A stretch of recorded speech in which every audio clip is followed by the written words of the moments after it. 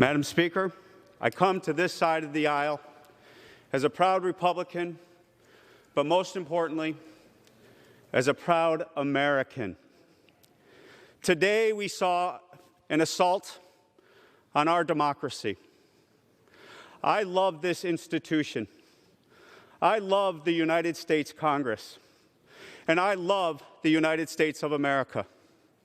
And what I saw today was mob rule that spat upon the blood of my father, that is in the soil of Europe and in the soil of Korea,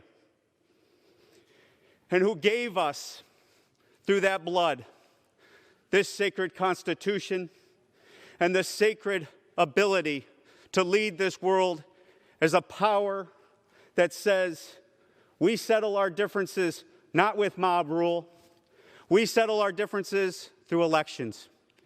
And when those elections are over, we have a peaceful transition of power. Now, make no mistake to my colleagues on the Democratic side of the aisle, I will be passionate in my disagreement with you. I will be passionate in my ideas for the future of this country. And I will fight for my Republican ideas that I hold near and dear.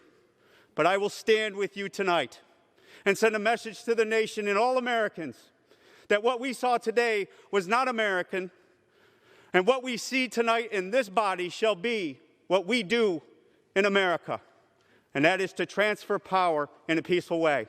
And with that, I yield to my best friend in Congress and a Democrat, Josh Gottheimer, my co-chair of the Problem Solvers Caucus.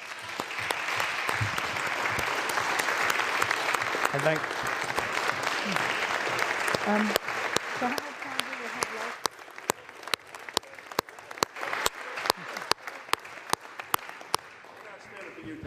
thank my friend for yielding and for standing with me and with all of us.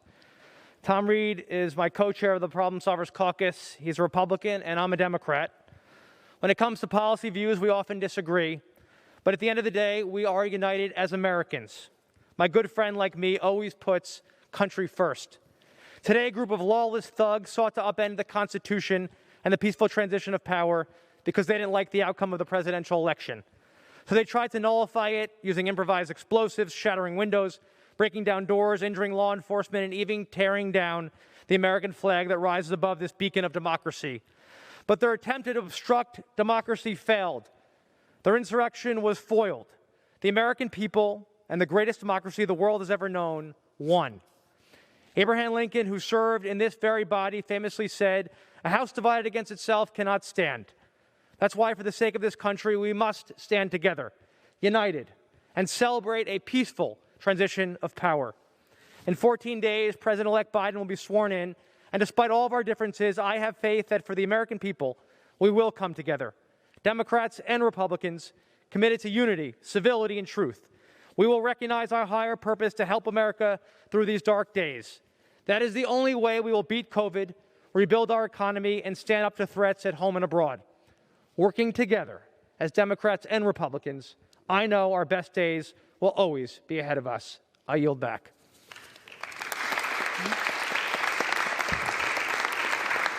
Madam Speaker, I encourage my colleagues to always search their conscience and their souls.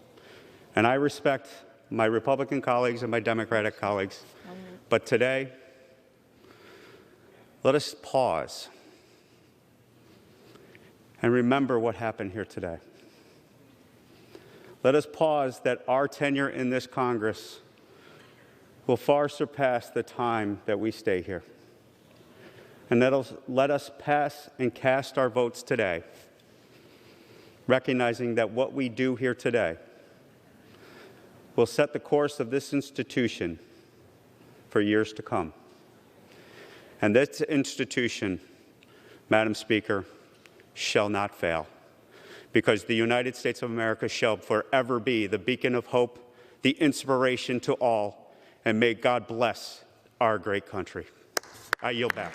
Thank you.